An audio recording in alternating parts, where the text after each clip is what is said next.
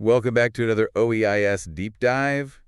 As any number theory student out there knows, this database is an absolute goldmine. Yeah. And today we're going exploring A000134, Right. a sequence connected to a fascinating area of math. Yeah, it's a sequence that might seem deceptively simple at first glance, positive zeros of a Bessel function of order rounded to the nearest integer, but as we'll see, it opens up a world of intriguing questions and connections. Okay, so let's start with the basics for those who might not be familiar. Right. What exactly are Bessel functions? Well, Bessel functions are solutions to a specific type of differential equation. Okay. While the equation itself might look intimidating, what's really important is what it describes.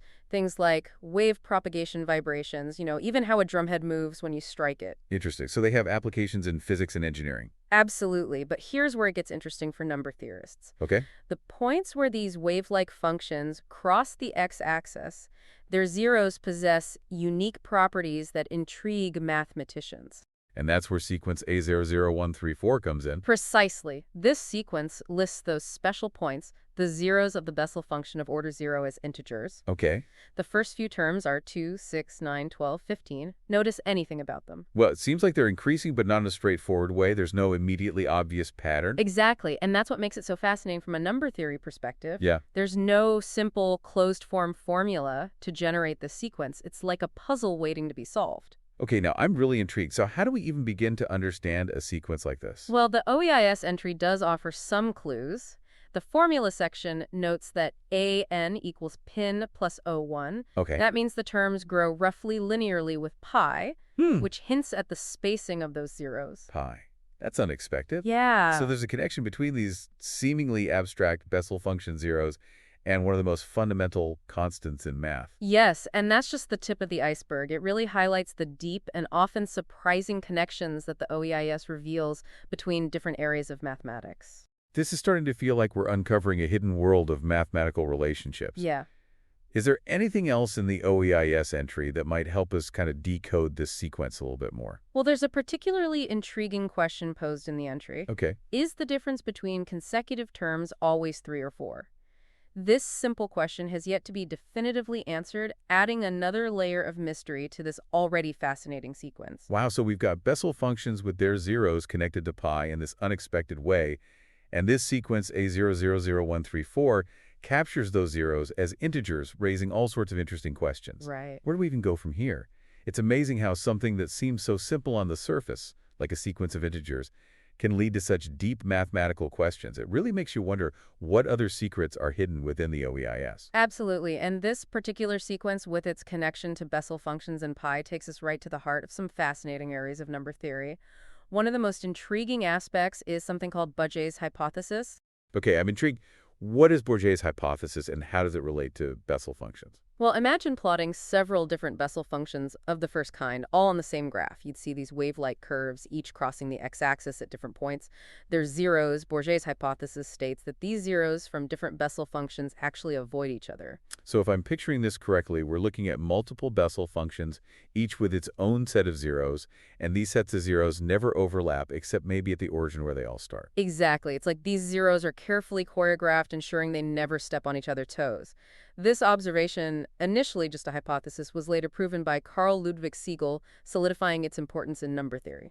That's fascinating. So it's not just that the zeros within a single Bessel function are interesting, but the relationship between zeros of different Bessel functions also holds mathematical significance. Precisely, Bourget's hypothesis reveals a deeper structure and order to these zeros than we might initially expect.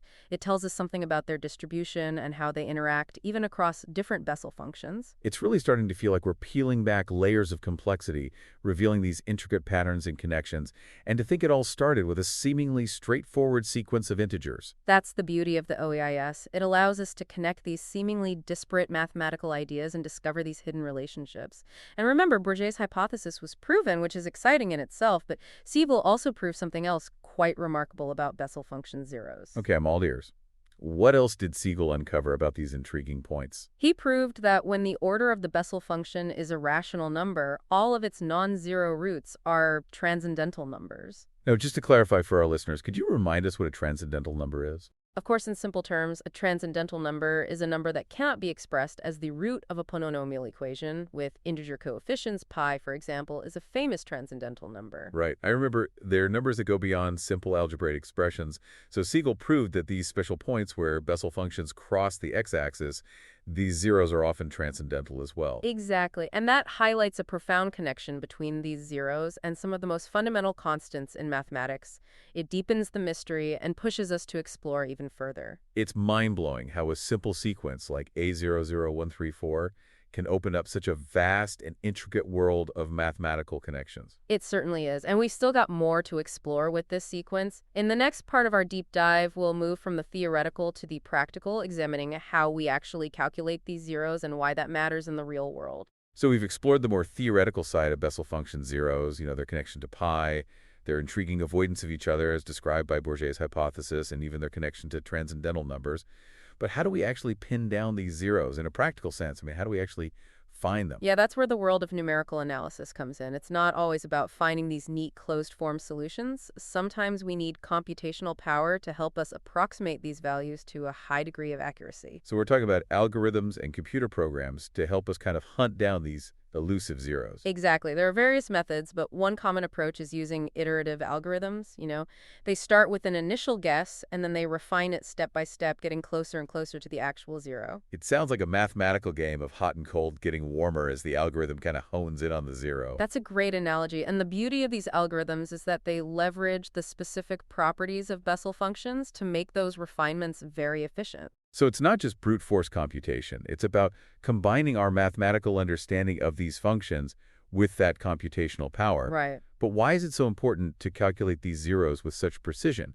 What's the practical significance? Well, remember all those real-world applications of Bessel functions we discussed earlier? Yeah. Whether it's designing waveguides for telecommunications, or modeling the vibrations of a drumhead, or understanding heat conduction in cylindrical objects, knowing the precise location of those zeros is often crucial. So in a sense, these zeros act like a hidden code that kind of unlocks the behavior of these systems. That's a great way to think about it. For example, imagine you're an engineer and you're designing a cylindrical waveguide to transmit radio wave. The way those waves propagate within the waveguide is directly tied to the zeros of a specific Bessel function. So by knowing those zeros precisely, you could optimize the waveguide's design to ensure efficient signal transmission. Absolutely. And that same principle applies across various fields, whether it's creating musical instruments with very precise tonal qualities or modeling the flow of heat in a complex system. The ability to pinpoint these zeros allows us to push the boundaries of what's possible. This deep dive has really highlighted how something as seemingly abstract as the zeros of Bessel functions can have such a profound impact on our understanding of the world and our ability to design and create new technologies. It really is a testament to the power of mathematics, showing us how even the most theoretical concepts often hold the keys to practical solutions. It's been a fascinating journey, starting with a simple sequence of integers in the OEIS and uncovering this web of interconnected mathematical concepts and historical discoveries and real-world applications. And as always, it's just the beginning. There's so much more to explore within the OEIS and the world of Bessel functions. Hopefully, this deep dive encourages you to continue your own exploration and see what other hidden treasures you can unearth.